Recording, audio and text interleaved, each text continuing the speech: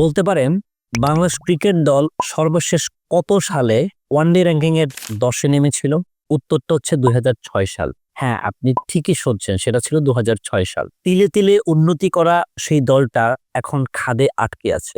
Last 1 বছরে 8টি one day খেলে, যার মধ্যে 7টিতেই পরাজয় বরণ করেছে।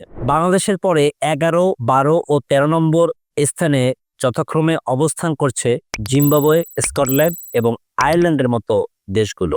অথচ আপনি 2015 সালে ফিরে যান, আপনি খুঁজে পাবেন ভিন্ন এক বাংলাদেশকে। সেই বাংলাদেশ 2015 সালে বিশ্বকাপে ভালো করার পর পাকিস্তান, ভারত ও দক্ষিণ আফ্রিকার বিরুদ্ধে টানা 3টি ওয়ানডে সিরিজ জয় করেছিল নিজেদের মাটিতে, এবং তারা তখন র্যাঙ্কিংয়ে একেবারে উঠে যান 7ম স্থানে। তার পরের 2 বছর অর্থাৎ 2017 সালে বাংলাদেশ র্যাঙ্কিংয়ের 6 নম্বরে উঠে আসে, যা ছিল বাংলাদেশের সর্বোচ্চ অর্জন।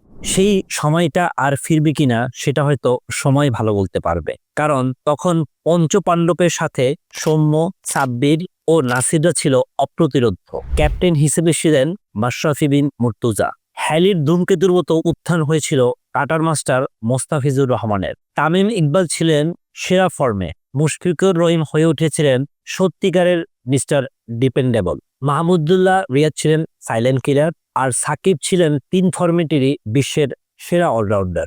সব মিলিয়ে অর্জনে ও গর্জনে টাইগারদের ওয়ানডেতে যে কোনো দল খুব সমীহ করেই দেখত। এই পরিবর্তনটা এসেছিল মাশরাফির হাত ধরেই। 2014 সালের বাংলাদেশ ক্রিকেট পথ হারিয়ে একেবারে টালমাটাল অবস্থায় ছিল। ওই বছর যথেচ্ছাভাবেই বাংলাদেশ একের পর এক ম্যাচ হারতেছিল। কঠিন সে সময়ে দলের হাল ধরেন মাশরাফি। তিনি দায়িত্ব নেওয়ার সময় 2015 বিশ্বকাপের বাকি ছিল মাত্র 3 মাস। অল্প সময়ের মধ্যেই ক্যাপ্টেন ফ্যান্টাস্টিক দলটাকে গুছিয়ে নেন। অস্ট্রেলিয়া এবং নিউজিল্যান্ডের মাটিতে অনুষ্ঠিত সেই বিশ্বকাপে বাংলাদেশ ঝলক দেখায়। ওই আসরে সবাই খেলেছিল একটা দল হিসেবে। ইংল্যান্ডের বিপক্ষে জয়টা তো ছিল এদেশে ক্রিকেটের ইতিহাসের সবচেয়ে স্মরণীয় দিন। মাহমুদুল্লাহর সেঞ্চুরি আর মুশফিকের সেন্সেবল ব্যাটিং এর পর রুবেল হোসেনের দুর্দান্ত এক স্পেলে উড়ে গিয়েছিল ইংল্যান্ড, আর সেই ইংল্যান্ডকে বিদায় করে দিয়েই বাংলাদেশ উঠে যায় বিশ্বকাপের কোয়ার্টার ফাইনালে। 2015 বিশ্বকাপের বাংলাদেশের পক্ষে সর্বোচ্চ উইকেট শিকার ছিলেন তরুণ পেসার তাসকিন আহমেদ। ওই বিশ্বকাপ দিয়েই সবার নজরে এসেছিল সৌম্য সরকার। বিশ্বকাপ শেষ করে বাংলাদেশ সফরে এসেছিল পাকিস্তান ক্রিকেট দল, যেখানে 3টি ওয়ানডেতে হেরে লজ্জা ডুবেছিল আফ্রিদি আজমলরা। 3 ম্যাচের 2টিতেই সেঞ্চুরি করেছিলেন তামিম ইকবাল, আর 1টি করে সেঞ্চুরি করেছিলেন মুশফিকুর রহিম ও সৌম্য সরকার। চমক তখনও বাকি। সেই সিরিজেই পাকিস্তানের বিপক্ষে একমাত্র টি-20তে টাইগার ক্রিকেটার মোস্তাফিজুর রহমানের আবির্ভাব হয়। শুরুতেই তিনি আফ্রিদি এবং হাফিজের উইকেট তুলে নিয়ে তার আগমনী বার্তা দেন। এরপর ভারতের সাথে তিনি চালান তাণ্ডব লীলা।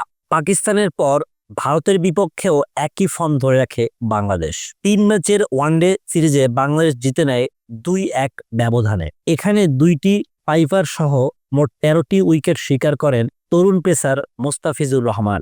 বোলারদের সেরা সময়ে আগ্রাসী ব্যাটিং করেন সৌম্য সরকার। এরপর আসে সাউথ আফ্রিকা। প্রোটিয়াদের সাথে টি-20 সিরিজে হারলেও ওয়ানডে সিরিজেও জয় তুলে নেয় বাংলাদেশ। 2-1 ব্যবধানে সিরিজ জিতে পরপর 3 পরাশক্তিকে হারিয়ে বাংলাদেশ নিজেদেরকে নিয়ে গিয়েছিল এক অন্য উচ্চতায়। ব্যাট হাতে ওই সিরিজের নায়ক ছিল সৌম্য সরকার। ব্যাটিং অলরাউন্ডার হওয়ার পরও নাসির রেখেছিলেন গুরুত্বপূর্ণ ভূমিকা। ওয়ানডেতে ধারাবাহিক ভালো পারফরমেন্সের জন্য র্যাঙ্কিংয়ে এগিয়ে যায় বাংলাদেশ, আর সেই সুযোগে 2017 সালের চ্যাম্পিয়ন্স ট্রফিতে খেলার সুযোগ পায় টিম টাইগার্স। ইংল্যান্ড এবং ওয়েলসে অনুষ্ঠিত সেই টুর্নামেন্টে বাংলাদেশ সেমিফাইনালে উঠেছিল। ওই টুর্নামেন্টে ব্যাট হাতে তামিম নিজের সেরা সময় কাটিয়েছেন। বলে কয়ে সেঞ্চুরি আর হাফ সেঞ্চুরি করেছেন।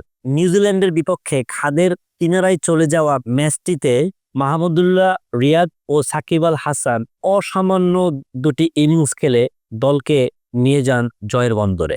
দুজনের সেই ব্যাটিংয়ের স্মৃতি আজও আমাদের মনে তরতাজা। ফিরে যাওয়া যাক আরেকটু আগে।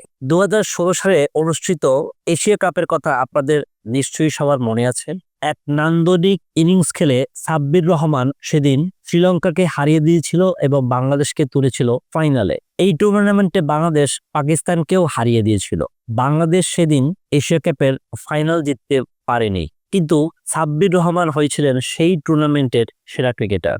এখন এসব স্মৃতি শুধুই সোনালী অতীত, যে অতীত আমাদেরকে শুধু আফসোস বাড়িয়ে দেয়।